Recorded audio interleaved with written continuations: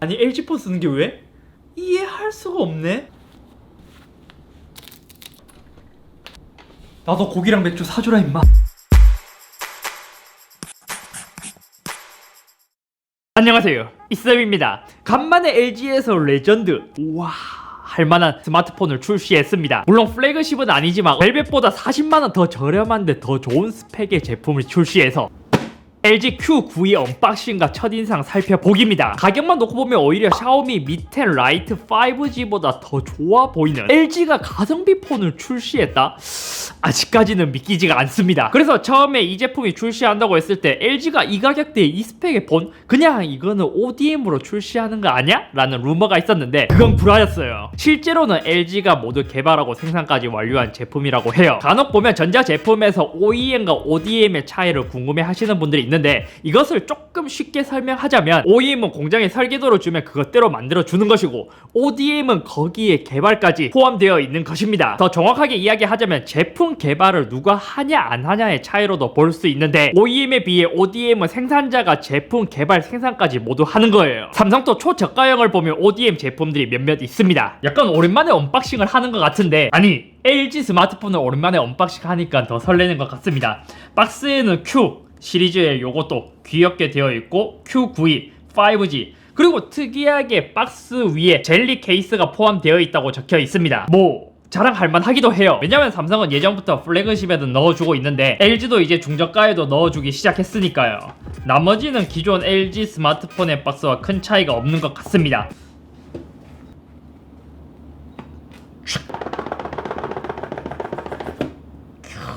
이렇게 개봉하면 LG Q92가 들어있어요. LG가 스테레오 스피커를 넣어줬다? 갤럭시 A51도 모노 스피커인데 와 이거는 칭찬해줄만 합니다. 이렇게 스마트폰을 드러내고 오 LG 좀 달라졌는데 설명서랑 같이 있는 곳에 젤리 케이스 그 팁 와 저는 수많은 스마트폰을 개봉하고 아니 수많은 전자기기를 개봉하면서 이렇게 머리카락이 들어가 있는 것은 처음 봐요. 와 이건 대박인데? 아마 베트남 공장의 직원분일 것으로 추정됩니다. 그리고 보호필름도 함께 넣어주고 있습니다. 사실 LG가 다른 스마트폰에 비해서는 더 이런 것을 잘해줘야 되는데 이유라면 다른 스마트폰은 워낙 잘 팔리다 보니까 주변 액세서리들이 많이 나오지만 LG는 상대적으로 좀 많이 부족하거든요. 그러한 약점들을 알고 기본 구성품으로 주는 것은 굉장히 좋습니다. 그리고 약 16W짜리 충전기 USB Type-C 케이블 마지막으로 예전 LG 스마트폰을 개봉하면 그 쿼드비트가 짜릿짜릿했는데 얘도 삼성과 마찬가지로 저가형 이어폰을 넣어주고 있습니다. 사실 구성품은 LG가 정말 많이 발전했다 싶었는데 머리카락은 살짝 깨고 있습니다. 이제 디자인부터 살펴보겠습니다. 전체적인 디자인의 룩은 약간 갤럭시를 따라가는 듯한 아니면 기존에 있던 벨벳 시리즈와 좀 비슷하게 생기기도 했어요. 하지만 벨벳과 비교했을 때 조금 더 두꺼운 느낌을 갖고 있는데 나머지 버튼의 위치나 구성은 거의 비슷비슷하게 되어 있습니다. 하지만 그쪽 프레임 쪽을 보면 약간은 버튼부만 올라가고 나머지는 슬림한 방식으로 표현했는데 사실 이건 갤럭시 플래그십에서 많이 쓰이는 방식입니다. 예를 들어 노트 20를 보면 버튼 부분 쪽에만 살짝 프레임이 나왔다가 다시 들어가는 이러한 방식으로 되어 있지만 오히려 삼성은 보급형에서는 이러한 디자인이 들어가지 않았습니다. 벨벳과 비교했을 때 비슷해 보이는 디자인일 수도 있지만 확실히 벨벳이 더 고급스럽고 프리미엄 폰이라는 느낌이 들어요. 그러니까 마감이나 디테일은 벨벳이 더 좋다는 것인데 손으로 잡았을 때의 느낌도 벨벳은 금속 소재를 사용했기 때문에 조금 고급스러운 반면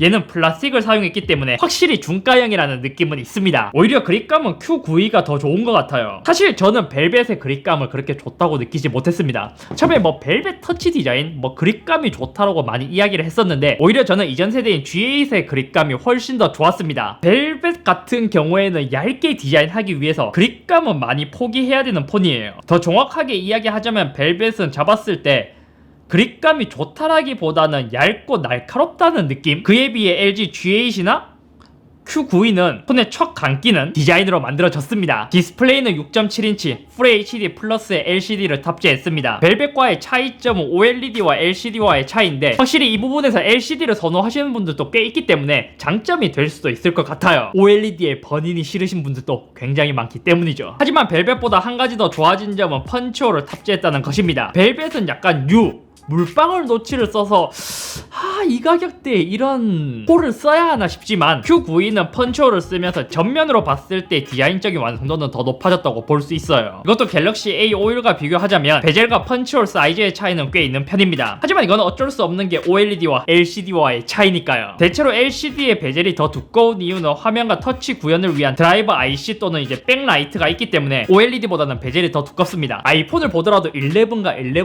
프로의 베젤 차이는 꽤 큰 것처럼 말이죠. 벨벳에 비해 스펙이 너프된 부분은 광학식 지문 인식이 탑재되지 않았습니다. 얘는 버튼부와 지문 인식이 통합되어 있고 와콤 입력 모듈이 빠졌고 또 그냥 진동을 했을 때 햅틱 진동이 아닌 예전, 그러니까 고전적인 진동 방식을 사용하고 있어요. 갤럭시 노트 울트라와 일반 버전과의 차이처럼 말이죠. 그리고 방수 방진이랑 무선 충전도 탑재가 되어 있지 않습니다. 방수 방진은 좀 삼성이나 LG나 다 저가형에서는 잘 탑재를 안 해주더라고요. 무게는 얘는 지금 192g, 갤럭시 A51의 무게는 188g, 한 1, 2g 정도 차이가 있을 수도 있지만 얘는 무게가 가벼운 것은 아닙니다. 왜냐면 얘의 배터리가 4000mAh, A51 5G가 4500mAh인데 무게는 얘가 더 가볍기 때문이죠. 요즘 많은 제조사에서 구글 어시스턴트 버튼을 좀 빼고 있거든요. 근데 LG는 아직까지도 이 구글 어시스턴트 버튼을 탑재하고 있습니다. 물론 이것을 좋아하시는 분들도 있어요. 다음은 카메라에 대해 이야기를 하자면 전체적인 스펙이 벨벳보다는 더 좋은 스펙을 탑재하고 있습니다. 전면 카메라도 3200만화소로 탑재했고 후면은 쿼드 카메라를 탑재했는데 사실 두 개는 메인이 아니고 광각과 초광각이 메인 카메라예요. 당연히 아이폰이 아니라면 대부분 중가형에서는 OIS를 탑재하지 않고 매번 카툭티 디자인을 보다가 이러한 디자인을 보니까 오히려 이러한 디자인이 더 예쁘게 생겼습니다. 심지어 옆에 있는 심도와 접사 카메라도 LED 플래시처럼 만들어놔서 저는 꽤 디자인을 잘한 것 같아요. 오히려 벨벳보다도 카메라 디자인은 더 예뻐 보이는 것 같기도 합니다. 그리고 간단히 벨벳과 카메라를 비교해봤습니다. 기본적으로 스펙이 비슷비슷하기 때문에 사진의 품질도 큰 차이 없이 거의 동일해 보이더라고요. 다만 약간의 색감 차이는 있는 것 같았고 또 특이하게 줌을 했을 때 Q92의 노이즈가 훨씬 적은 경우도 간간히 있었습니다. 벨벳보다 한 가지 더 좋은 점은 접사 카메라가 있기 때문에 접사놀이를 하시는 분들에게도 꽤 괜찮지 않을까 싶어요. 전면 카메라는 벨벳과 달리 화소수가 높기 때문에 조금 더 선명하게 나와줬고 차이점이라면 전면은 광각으로 고정이 되어 있다는 것인데 갤럭시처럼 따로 화각을 설정할 수는 없었습니다. 스피커도 아까 전에 봤다시피 우와!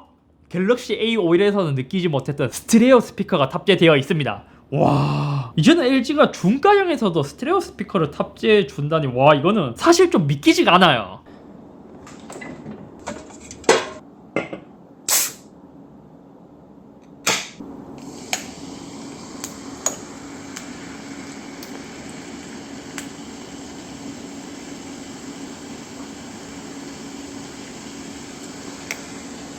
나머지 스펙은 퀄컴의 스냅드래곤 765G 프로세서를 탑재했습니다. 벨벳은 765를 탑재했는데 얘는 765G를 탑재했어요. 물론 엄청 크게 차이는 아니지만 765G가 더 상위 모델이기 때문에 벨벳보다 AP는 더 좋다는 점. 램은 6GB, 저장 공간은 128GB입니다. 와!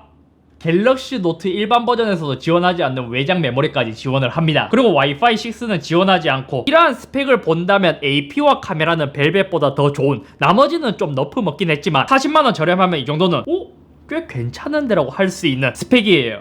사실 마음 같아서는 5G를 빼고 LTE로 탑재하면서 더 가성비를 높이면 더 좋기는 하지만 프로세서가 5G 모뎀과 통합된 장점이 있기도 하고 통신사의 입김 때문에 그거는 쉽지 않았을 거예요. 가장 아쉬운 건 LG UI가 많이 좋아졌다고 하지만 어린 친구들을 공략하기에는 괜찮은데 한 30대 이상을 공략하기에는 아직까지 귀여움을 많이 강조한 게 아닐까 싶습니다. 볼륨 조절 같은 경우에도 이거를 왜 굳이 초록색으로 했지? 이러한 느낌이 들기도 하고 퀵 패널을 내렸을 때도 나머지 블러로 되어 있는 게 전체적인 색깔의 조합 요런 게 갤럭시와 비교해보면 구성은 비슷하지만 디자인의 차이가 꽤 나는 것 같습니다. 아니 아이콘을 이렇게 내려봐도 얘는 글씨가 확실히 더 크잖아요.